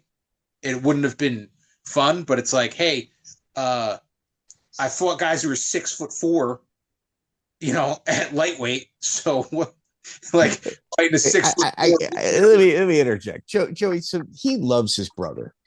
And in the Miller family, the love that they showed for their brother, he's thinking about the most volatile time he could beat the shit out of his brother. Yeah. And it's after a weight club as he steps off the scale. I was like, fuck, dude, that's when I would do it. I've got 4 little brothers, and they think the exact same way. They're always waiting for their opportunity to kick the shit out of me. So I get it. I know where he's coming from. I like that. I like that. Hey, Jim, it's been 90 minutes. I got a couple too. Can I just get through these next couple? Oh, dude, this is so, dude, Joey, this is where the money comes in. All right. So he gets past Nuri Shakir. That's October 20th. A month later, he's got Chris Ligori. Chris Ligori at this time, as we had stated earlier, is the boogeyman. He is, dude. Ligori commands respect every room he goes to, is an absolute savage. Go ahead. Yeah, he was a UFC vet, right? Like, he was there, another Team Rhino guy, and it's like this is. I knew huge I was getting, ticket seller, huge ticket seller. Yeah, right. Yeah, yeah. Fought in front of those crowds twice. Like. Here's this opportunity. I know that I'm chomping at the bit for my opportunity to get into the UFC. I was right there. And I don't know how they haven't called up by this point. Like by this point, you're just like, dude, what the fuck? I just gave you 3 wins. You got a guy that I just took to a decision, like a split decision almost. It was back in that time, right? That was late 2007. Yeah, and going into 2008, like. You had to be dominant. There were guys padding their records on, local circuits, 18-0, this and that, to get their shot in the UFC. And so I knew I needed to get a few more wins. And yeah, like that first fight, man, I went out there and fought the way that I always fought and just went after him. Tell him about Dan, though. Remember? Yeah. How you went in there? You went in there a little panicked. No, I wasn't panicked. Well, not panicked, but concerned. Like you just saw what happened to Dan. So Dan, what's that guy's fault? Oh gosh, the Eric Henry? No. John Howard. John Howard. There you go. Oh, it was Howard. Yeah. Oh wow. Yeah, because John Howard's got a great Instagram. His Instagram's fantastic. So Dan fights Howard earlier in the fight, and also the fight was on Friday night. Dan's getting married on Sunday. So I get offered the fight, and I'm like, hey, can I take this fight against Ligori? It's a great fight. He's like, absolutely. He's like, everybody's going to be in town, or in Jersey. They're going to want to come to the fight. Like, everybody would love that. I was like, all right, sweet. And then like 2 weeks later, he gets the call. Hey, you want to fight John Howard? And he's like, well, we're trying to make it to the UFC, right? So like, let's do it. So on his wedding weekend? Yeah. 2 days from his wedding. Understanding woman. Yeah. So wait, hold on. Joe, understanding woman who doesn't give a shit. Either he doesn't give a shit or it's a very understanding woman. It's both of those things are not happening at the same time. Yeah. Yeah. No, there was a lot of family in town. So like everybody wanted to come. So he goes out, he fights, and he winning the fight, controlling, doing a really good job. Third round, Howard comes out and just rips a hook and hits Dan right in the cheek, ends up breaking the zygomatic arch, so his cheekbone. Dan doesn't go down or anything like that. Right? He ends up winning the fight. And so that was at the Taj Mahal, I think. No, that was at the Tropicana. Oh, Tropicana. So yeah, the venue we were at, like the workout rooms were the absolute worst. It was essentially like these people used to break their feet. Yeah, it was these tiny little like makeup rooms. Yeah, or whatever. Like just for putting stuff on to get on stage, right? So like we're in this tiny little room that only like 2 people can fit in, and like I'm trying to like hit pads, and he's sitting there on a chair, and I was like, Dan, what's wrong with your face? You got a hole in it because it started like it sunk in, and he's like, oh shit. so like I'm finishing warming up. I was co-main event, and then they're like, brought the doctors in, and they're wheeling him out, to bring him to the hospital, like as I'm going out to my fight. So it's like, all right, like good luck at the hospital. He's like, good luck at your fight. And, deuces. See you in a minute. So like literally like walk out, right? I was blue corner, and Ligori's coming out, and Mike's in the corner, and he's like, I'm all ready. I'm warming up, doing my thing. I'm in my zone, and he's like, do it for Dan. I was like, dude, like why take me out of my frame of mind, but end up going through the fight. I think I had him in like 4 or 5 close submissions in the first round. It's a takedown though, correct? What's that? He got a takedown. I don't know. I can't remember. Might have jumped to guillotine. I can't remember. Did get on top though. Okay. I remember. I was everything. I was all over the place, rolling around. I had him in a couple bad spots. Came out the second round. I think I ended up I was on his back for a second. He bumped me high. I went to my back. I'm trying for stuff. He's in my guard, and I had done this in the fight with Binky. I threw an elbow and immediately jumped a triangle. And in the Binky fight, it worked perfectly. So Ligori's in my guard. I pull down. He pops up, and I throw that same elbow, and I blow his eyebrow open, and didn't get the triangle. So then the rest of the round, he's just bleeding all over me. I'm trying to create space. Can't get any space. He's not really landing anything. End of the round comes, and the doctor looks at it, and he's like, nope. Ended up so that one elbow, he needed, I think, like 26 stitches or something like that. I was backstage because I fought on that card, and so I'm getting my stuff, and I see him, and he's heated. He's like, I don't even have a cut on me. I'm fine. His friend takes a picture, shows him the picture, and he goes, okay, yeah, it's pretty bad. He's like, ooh, yeah, that's bad. Let me get this looked at. Yeah.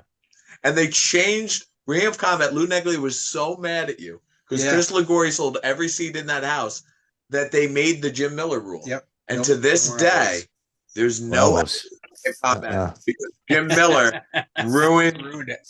And they were like, they booked an immediate rematch. Yeah. Oh my gosh. Well, so if you look at the timeline, and I'm guessing at this. So when you read, I take notes, and I see Charlie Brenneman was working out, and he gets head kicked by Chris Ligori, and then after that, he switches gyms. Was this the time? No. I actually sent Charlie a text about that. I actually checked exactly what I said. Yeah, because we had spoken, and I wanted to make sure I got it right. Then we got into a long conversation. He said, because I remember when this happened, he said he was very exact on it. Third Friday in May. The year was the same year he fought John Howard, so he believes it was 2009. So at that point, he had already come over to us. This was end of 2007. He was trained with Ligori and Edgar in Jersey, just the 3 of them. See, I thought the bad blood. I mean, he broke Charlie Brenneman's orbital. He's your future training partner. I figured it was Joey. I keep missing. Right. Damn. It's all right. Damn. AMA was there's no bad blood in this whole. Half the gym had fought the other half of the gym. I remember Charlie was there with a guy he did fight, Mike Medrano. Yeah. I was there, and I had grappled Andy and Lauro, and I had fought Louis Felix, who never trained. You were there. You had fought both Ligori and Frankie, and wrestled. Wrestled Troxel and Shorty. Oh wow, I didn't know that. Yeah, and then the guy running the class had fought one of the head, who later became the head instructor there, Jonathan Helwig. So everyone had fought everybody. Okay. So you get the rematch with Ligori. Now Ligori likes to talk. I'm assuming that happened. A little smack talk. I remember there being a little bit like on, the forums and stuff. Yeah. It was back to the Lucky Gym. Yeah. It was like, like the only reason he won is because the doctor stoppage. And I was just like, I'm just going to make sure that the doctor doesn't stop this one. It ended up, my brother tried to go to the hospital again. Is that the one where he broke his That's the one where he smeared his nose across his face. Yeah. Did he make his wedding or did he get surgery? So he had surgery after the wedding. So it was like you could either no, the nice part was it swelled back up, so you couldn't even notice. So in all the you can't even tell. Just like a black eye in all the wedding pictures. Yeah. No big deal. Yeah, no, he didn't even have any bruising.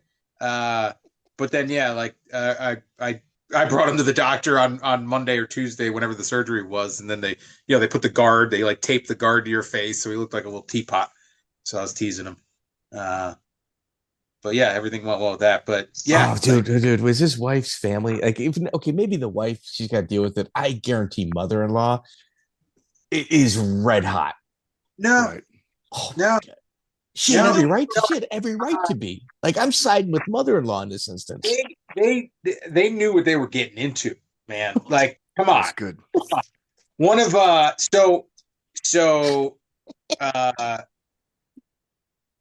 on her side of the family, Jimmy Budnick, he fought. Right. Where the hell he fought in? Didn't he fight in WC? Yeah, I was actually supposed to fight him. Yeah, and they pulled out. So there was another MMA fighter, like his or her cousin. Good genes. Okay, what's that? Good genes. They got good a genes breeding program. Yeah. So there was everybody understood it at that point. Right. Like we had been in it and they knew what the goal was. The goal was to get to the top. And like that's that was that's so freaking good, dude. It's so good. So you beat Ligori by guillotine. Yeah. So Jim, I do like psychotic types of research, just trying to get like little gems. You got nothing. There's nobody like I call matchmakers. I don't want to say any names because he's asked me specifically not to. There's one referee and there's a matchmaker out that way, and there's a guy that kind of just knows everybody. All of them said, "No, Jim Miller is what he is. Like what you see is what you get." Oh, no one to talk trash on. No, but usually there's like a little funny story, or there's kind of like, well, Jim got caught doing this, and it was kind of funny. None of it. Well, listen, we have funny stories. We were talking about it before. They're not any impropriety. No, that's yeah. They're him naked, throwing out projectile vomiting after a fight, and not having to make sure he swallow his tongue, and then going to a wedding where 5 people in attendance were standing around me while I was naked puking. That's just more of a rite of passage. I wouldn't say that's anything abnormal. It's an interesting realization to have. It's like, wait a second. like there's a lot of people in this room that have seen me naked. Dudes. So, all right. So I'm from, like we established, I'm from Chicago, and Bart Palaziewski is a guy. You go to the IFL. Okay, here you beat Ligori twice, who's a UFC veteran. Is there any conversations coming your way from them at all? Well, funny enough, at this time, like right at that time. So the IFL came and they were like, "Hey, we're changing the way we're doing things, right? Like because their model wasn't working." So they came to Dan and I, and they offered up some like crazy new thing that they were doing. You didn't want to demand being on the Condors or anything like that? Yeah. It was like it was a different model they were going to use. And then like almost immediately decided not to do it. Right. So like they reach contract and just, so the contract was for a specific, style of like event and all that shit. Right. They're closed. You're talking like a pay-per-view or. Yeah, it was. You were getting like a monthly paycheck. Or yeah, it was all this like, we're taking care of the fighters. You're going to be doing this. You're going to be getting this. Man, they lost their ass. Health dude. insurance. Yeah, they lost their ass. All sorts of stuff like that. And then it was like, oh no, we're just going to continue on with what we're doing. So, and then like right as that happened, the UFC called, and they're like, hey, we got a fight in 2 weeks. Marcus Aurelius. Yeah. Right? So like, not an easy fucking fight. Wait. We're going to do you a favor. We're going to give you a short notice with a top 5 guy in the world at this point. Yeah, just come right from Japan. Yeah. Yep. All the sauce. Yeah. So it's like, hey, you want the fight? And it's like, yeah, I mean, yes, this is how I'm getting in, right? Like this is my in. I need it.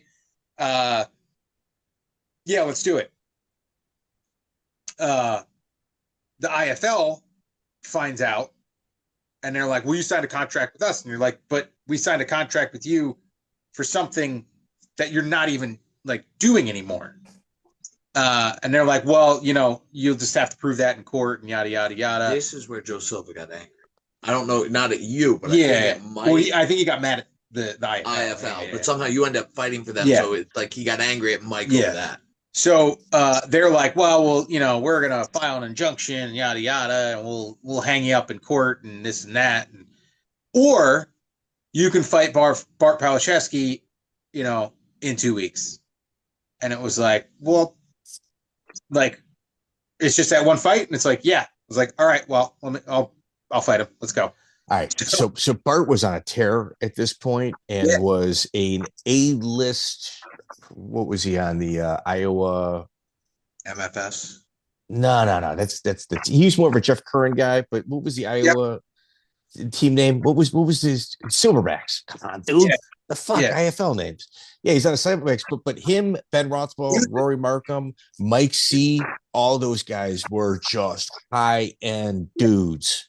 He was the number 2 guy in the IFL. It was a Chris Hordecki, I think, was ranked ahead of him. That was it. Too. Yeah, oh no, I asked for him. I remember you were like, because he was like the pretty boy guy they were pushing, and you pretty were like, boy. He looked like he was 12. Yeah, he did look like he was 12. You were like, Brian Schultz got stretchered out from the ring. I remember like when Brian Schultz is going to fight this like 12-year-old looking kid. I'm like, man, we're about to see the truth. And then when he got stretchered out, I'm like, what the? No, hold on. Schultz stretchered him out. Schultz is who ended Hordecki. You have to watch that again. He trapped Hordecki's arm behind his back and laid down. Was that the rematch? Joey, you gotta look this up, dude. I know that I'm gonna lose sleep over this. I didn't know if they fought twice, but I'll bet my life. I'm on Hordecki. Who are we talking about? Schultz. Because it's my favorite move where you trap the arm under the back and you hit, and he did it and it was a late stoppage. Hordecki's unconscious. He lost by a TKO to Ryan Schultz. Okay, but is there a fight before that? I'm looking to see if there's another one. Yeah, they fought twice. Oh. Schultz OCD, lost by a baby. head kick, and he won by a TKO. So they stretchered each other out there. Yes. Yeah. Dude, and there was like a Sean Tompkins prodigy. Either way, that's something completely different. Anyway, you got cancel each other out there. All right, Mike, you're vindicated on this one. Let's go. Chris or Bart Palaziewski, who is Palaziewski. We used to call him Palaziewski. Cop now, actually suburban cop. So go ahead. I mean, that's a hard fight, dude. That guy's a cop now. He don't look like a cop. Yeah, he speaks fluent Polish. Was your Dars? That was again. I was training. I was ready to fight. And I just went out and attacked for 15 minutes and put it on him and almost had him a couple times. I couldn't believe it, dude. I couldn't believe it. I couldn't believe it. Like I was shocked. Like I knew who you are. I saw your record. I knew the guys that you fought were tough, but there were some really good wrestlers. Guys with, I would say, I'm not going to say equal pedigrees of wrestling, but very close to what you had. Guys, but they couldn't take him down. They couldn't hold him down. Yeah, and he had a hard punch too. Yeah, yeah, yeah. That was so all my fights prior to the UFC were in New Jersey, and like 10 of them were in Atlantic City. One was, or no, 9 of them were in Atlantic City. One was in wherever the hell Battle at the Beach is. One was the Binky fight was some high school gym somewhere, and then that was like the closest one to home. That was at the Izod Center, so like sub an hour from me. So it was closer to my home turf than any other fight that I've had prior.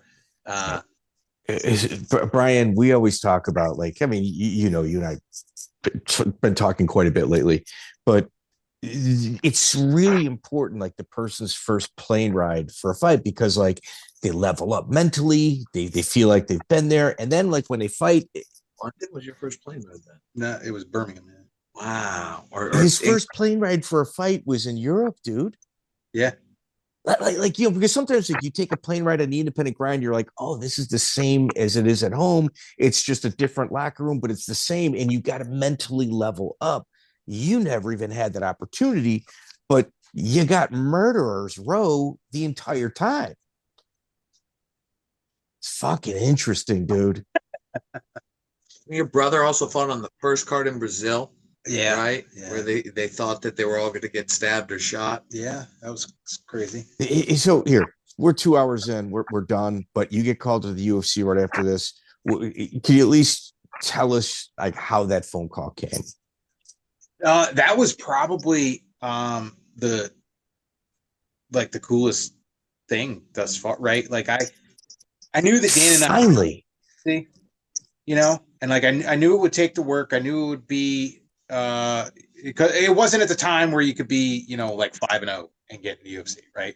Like you had to have the best fight. Yeah. You know, the opportunities were a lot fewer. Unless you got in the Ultimate Fighter. I was 5-0. Yeah, well. So to, you know, the IFL, then like Dan fought after that. That's after I fought Bart. Won the 185 title. Does he still got it? Yeah, the belt's around here somewhere. Yeah. That's badass. That's badass. You know, he never got introduced. The UFC bought out the contracts. Granted, they didn't buy the promotion, but they bought out the contracts. Dan never got introduced as the IFL, you know, the world IFL champion ever, which is like Rockhold got introduced as a Strikeforce champion. Like other guys got introduced as the champions when they, you know, when their contract was bought out, but he didn't. But I digress. Even Clay Guida got announced. Initially, Clay Guida was not announced as a Strikeforce champion. And then I remember like shooting Clay a text. I'm like, what the fuck, bro? They say for Josh Thompson. They say for it's good, not you. Yeah. Huh. But yeah, to sit at the desk, you know, in our manager's office and sign our UFC contracts together was like, what a rush. Yeah, that was, never thought it would happen like that, right? Thought it was going to be like the, you know, Marcus Aurelius fight and like have to, you know, oh, I'm hopping in on 2 weeks notice or this or that, and like, nope, we got to do actually it better. Yeah. So that was neat. And were then you again, were you pissed that you, for your fight too? Yeah. were you pissed that you couldn't fight Aurelius? Because that was your dream. That's your end game. It's your goal at this point. No, it didn't never mattered. You know, like I just wanted to fight. Like somebody in front of me. You know, so you know, like yeah, and I mean, then Dan did it again, and he goes out and makes his debut before me and steamrolls somebody, and it was like all the pressure got lifted off of me. It's just the cycle's repeating itself. I can do this, yeah. I'm like, let's go. So then, yeah, that took the weight off of that, you know, 7 hour flight with a 5 hour time difference. I mean, had you been out on an airplane a lot prior to this? No, a couple times. Okay. Holy fuck. Joey, wrap this up, man. You got to promise to come back on for part 2. We got to do Dude, the it's so UFC portion of your fucking career, good. but Dude, thank you. I for want being dad. here. I want dad or brother. That's who the fuck I want. Yeah. Dude, You can't handle. You can't handle. Dan would be good. All right, we'll go with Dan then. We'll go with Dan. I'll try to get them both, but Joey, Thank you guys, both of you. no problem. Thank you. All right. We're going to do the wrap up show. Brian, you're more than welcome to join us. Sure. Usually that's what happens. So I'm not going to eliminate you. Jim, you obviously have a life, children and stuff like that. Be good, brother. All right. Thank you for having me, guys. Yeah, no, dude, fuck that. Thank you, dude. Here for 2 fucking hours. How's Wyatt doing? He's doing well. Yeah. Tell him I said hello. All right. Well, I'm gonna still stick around. Yeah. with the Microphone. Well, you can sit next to you. He's going to stick around. We're gonna talk to him. All right. So, Brian, dude, that was good shit, dude. That's good shit. And we Keep got a them lot more. coming. We got a lot more stories, man. I can't wait for part 2. Oh, dude, he's so good. He's so good. And it's like he's going to have 50 fights in UFC after his contract. When we talk about locker room respect, like we're kind of doing some documentary series. Like we just did one on UFC or the Gracie Challenge. We got a couple like in the pipe. And I'm coming up with a list of locker room respect. And each guy is going to have their own video just out of respect to them. Jeremy Horn is in there. Like a Joe Riggs is in there, guys that just walk into a locker room. And Jim Miller, when you talk about guys like Jeremy Horn or even 50 Fight Club members in general, 50 Fight Club members are a thing that's just not going to happen anymore based on just like the current culture of mixed martial arts. Yeah. And when you think, well, who's going to be the next Jeremy Horn? Nobody is. No. But Jim Miller is in the conversation. And that's something that these new guys making their UFC debut will never get to experience. Jim Miller's not going to be the first guy to have 50 fights in the UFC. He's going to be the only guy. That's not going to happen again. Yeah. There's one guy with big mouth. Andrei Arlovsky, had he not left, would have that. Because Andrei Arlovsky went to like Affliction but Andrei Arlovsky is also another freak. That's another guy that gets a ton of locker room respect. Oh, of course.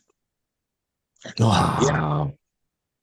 It's crazy when you think about guys like Khabib and you're like, oh wow, he was amazing in this and that. You're like, he had 29 total fights. Right. Double his career and make it in the UFC.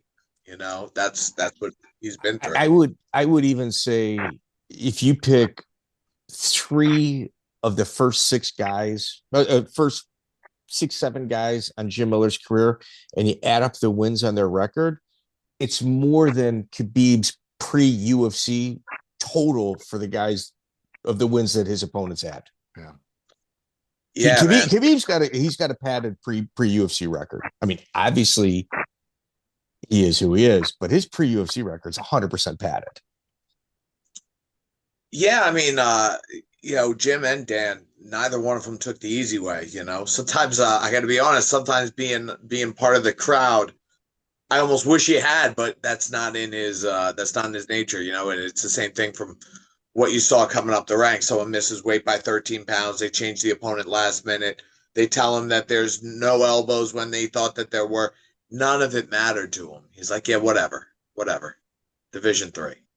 Yeah. That's so good. All right. So ladies and gentlemen, if you leave a review, say whatever it is you want, as long as it's 5 stars, we'll read it, as we had experienced in a few previous reviews that we probably shouldn't have read, but we did. This here, one of the best by Black Belt Tony. This podcast is one of the best out there. He's focused on old school history of MMA, NHB. I look forward to listening to every new episode, as well as going back to the old ones. One of the podcasts that realizes without the pioneers of MMA and jiu-jitsu, it wouldn't be the way it is today. Keep it up. Thank you very much. Joey, we also got a couple interesting comments going. Oh, I don't know, man. It's on here somewhere. You offered sexual favors to somebody for doing timestamps on our, and he came through. And he came through. All right. So Andrew Mendoza, he's got some heavy lifting ahead of him. He's gonna have to cash that check you wrote, because I'm not doing it. Hey, in this economy, it's whatever you can get. That's true. Thank you, Brian. Anything to keep the lights on. Yeah, we got a guy. He's actually doing timestamps for us. We've got like 30, and I think we got 40 episodes without timestamps out of the 300 we've done.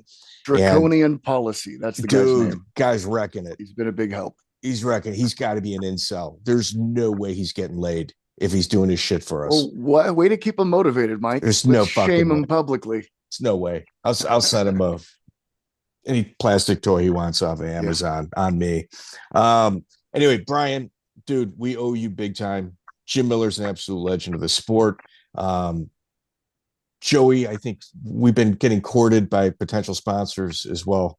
I have heard the rumblings on the underground that I just want to say, if we were really bought out by Moneyberg, there would be signs. We had not signed contracts. Nothing like that's going on. No. He seems like a real nice guy. I think we're in the courting process right now. He doesn't get the credit he deserves as an MMA historian. That's his big gripe. I will tell you, in terms of becoming like a history expert, he's at an accelerated rate right now. Like some of the conversations he and I have had, like Eddie Goldman, old school MMA reporter, he passed him up in like a day and a half.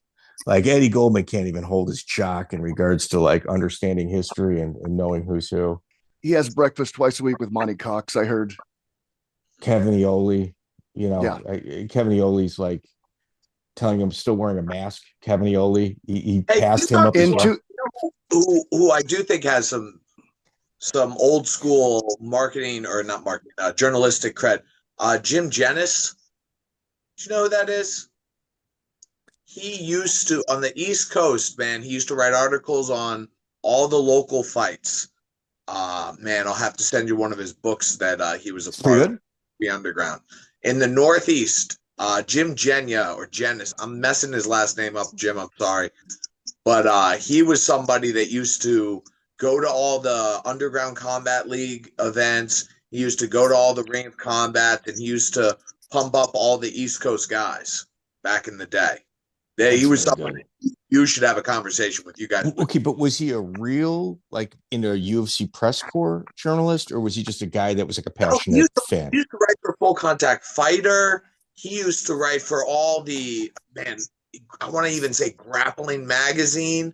You know, he would submit stuff to a lot of the like grassroots stuff. Okay, so I honestly, like, if there's a real if there's a real Hall of Fame, I believe Joe Gold, Kurt Jennis, Jeff Sherdog, those guys, they were the early pioneers of where we got our information. They 100% deserve to be in a Hall of Fame. What about Ciotoli?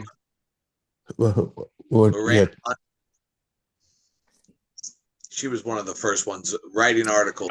She was, but she was so duplicitous and she got exposed. Yeah, fair. But she was more of a UFC employee than anything. Right? Am I wrong? I thought she got sued and then it like came out in court. Oh, I don't know. That was just the name that used to pop into my head when I would think of the old school. You know what? I might be conflating her and Cindy O. Oh, okay. I'd have to think about that. Either way. But I know those three guys, moved a lot of views and like on their eyes on their product, and I respect the three of them. Brian, you're an absolute champion of the cause. We sincerely appreciate it, and you connected with an interview, and I think we do Andy Main in a couple weeks. That's going to be a fun time. I'm really looking forward to that. Good, excellent, Brian. Thank you so much, man. I appreciate it. Coming. Thank you. Be good, Joey. Have a good one.